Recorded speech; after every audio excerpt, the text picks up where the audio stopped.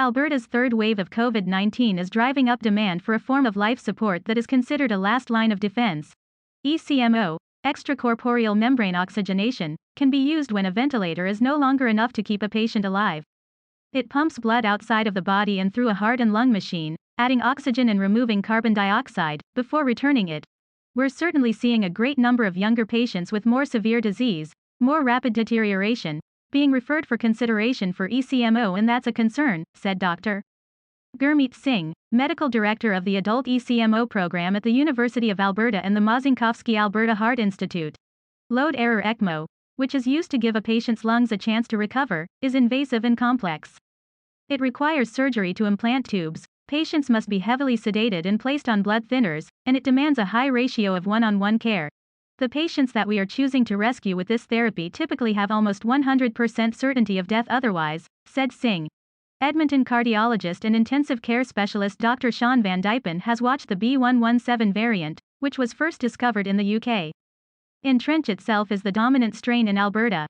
The third wave is far more serious, and people that look just like you and me are getting extremely sick with COVID-19, he said.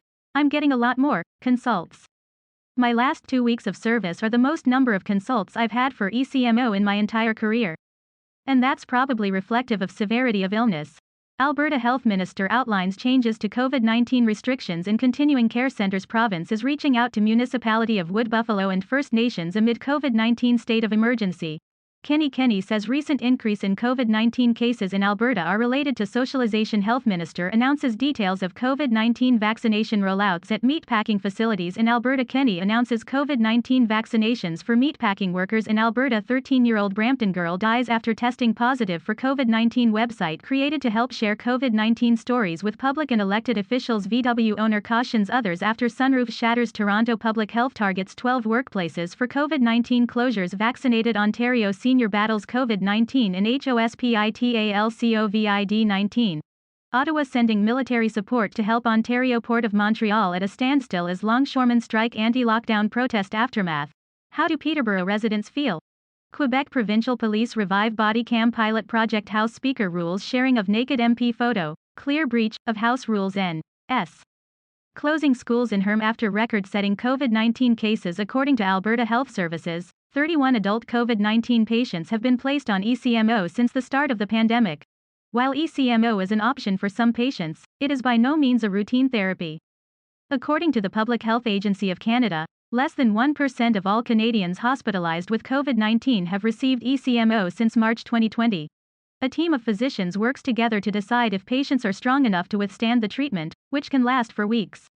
Factors considered include age, underlying health conditions, length of illness, and potential for recovery. According to Van Dypen, some people are simply too sick for ECMO, including those who have permanent lung scarring and those with clots in the lungs, brain, or heart. I find that I've had to turn down multiple people that are younger than I am, in fact. And that is quite disheartening. While doctors in Calgary aren't yet seeing a dramatic surge in ECMO consultations, they are bracing for it. There certainly has been a small uptick in referrals, said Dr. Ken Parhar, an intensive care physician at Foothills Medical Center. But we are getting quite prepared for, over the next 4 to 6 weeks, potentially a significant increase just based on what we've seen in other areas across the country. While doctors prepare for the worst, they're calling on Albertans to follow health guidelines and get vaccinated as soon as they're eligible to avoid getting infected in the first place. The best thing of all is to avoid getting into our clutches, said Singh. You don't want to be a guest of ours, that's for sure.